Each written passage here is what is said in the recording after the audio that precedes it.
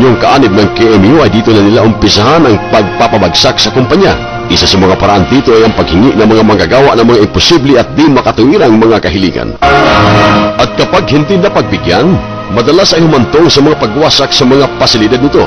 Dahil sa patuloy ng pagpapanalisa ng negosyo, napilitang magsara ang mga kumpanya na nagbubunga ng kawalan ng trabaho, gutom at kahirapan ng mga pamilya ng mga manggagawa.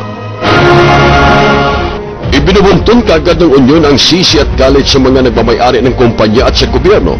Pero ang katotohanan nito ang layunin ng KMU, ang ibagsak ang lahat ng industriya ng paggawa at ang ekonomiya ng bansa. Hindi alam ng isang inosenteng manggagawa na siya nagiging biktima na ng kanyang pagkawalang malay sa sitwasyon.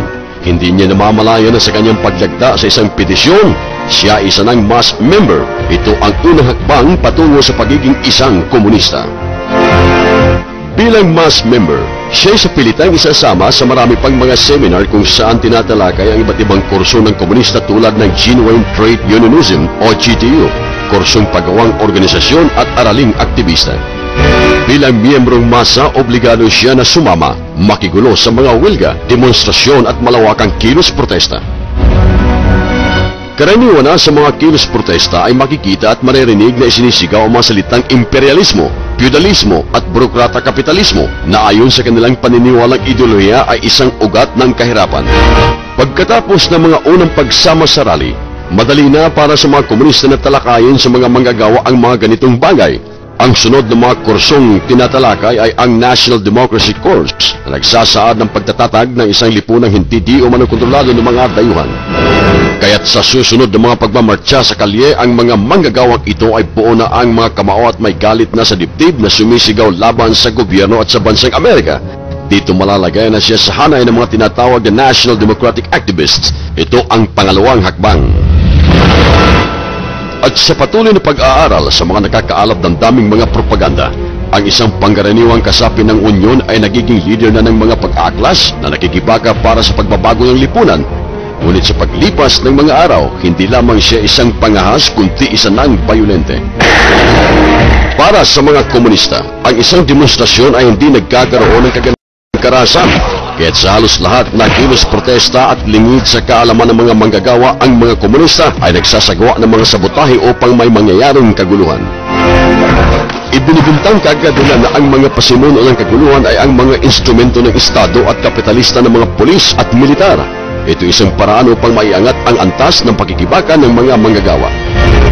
Isinisigaw din nila na ipinagkait sa kanila ang malayang pagtitipon at malayang pamamahayag. Habang nagyangit-ngit ang kalooban, patutunayan naman ng mga komunista sa mga manggagawa kung bakit ang puwersa ay kailangang tapatan ng kapwa-puwersa.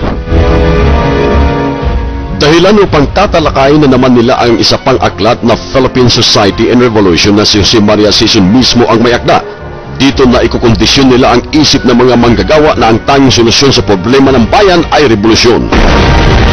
Kung kaya't sa susunod na mga demonstrasyon, ang isang manggagawa ay makikita sa lansangan na paulit-ulit na isinisigaw ang wilgang bayan, isulong ang revolusyon. Sa antas na ito, hindi alam na isang manggagawa na siya ay nasa ikatlong hakbang na sa pagiging komunista bilang isang prospective candidate member ng Communist Party of the Philippines.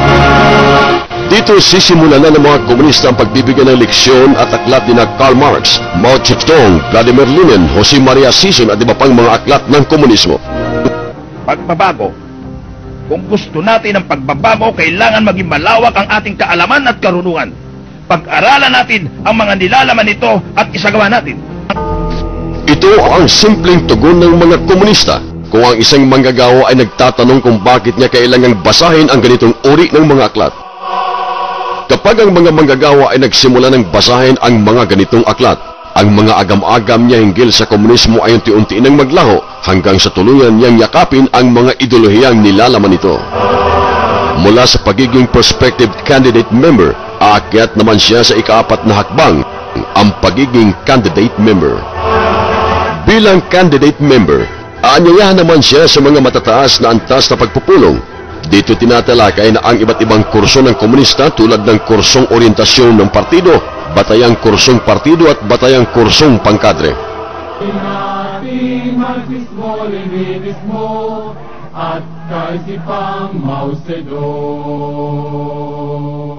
Kapag natiyak na ng mga komunista ang katapatan ng isang manggagawa sa kanilang mga simulaing ipinaglalaban, panunumpay na siya bilang isang ganap na kasapi ng Communist Party of the Philippines.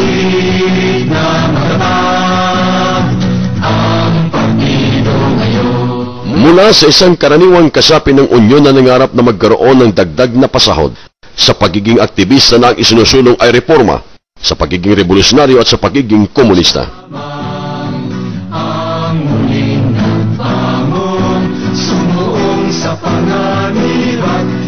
Dapat gawin upang labanan ang paglago ng komunismo sa ating bansa. Labanan natin ang naturang panlilinlang sa pamamagitan ng pagsagawa ng mga social awareness seminars sa lahat ng panig ng bansa upang sabihin sa taong bayan ang katotohanan. Iisa ang ating bansa, iisa ang ating bandila, iisa ang ating pambansang awit. Paglingkuran natin ang ating bansa na walang pag-iimbot at walang alinlangan upang mapanatili ang malayang pamumuhay.